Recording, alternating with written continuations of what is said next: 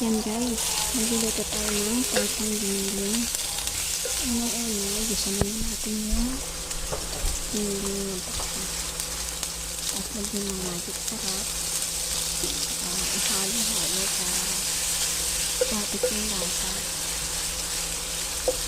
Stir lang natin. Tapos lagyan natin yung singkamas para may konti sahog. Saka may tamis-tamis. Ihalo din natin. Takpan.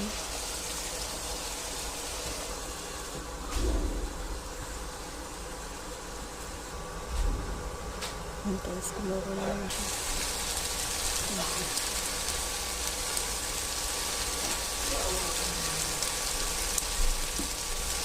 Wait natin sa pasta guys.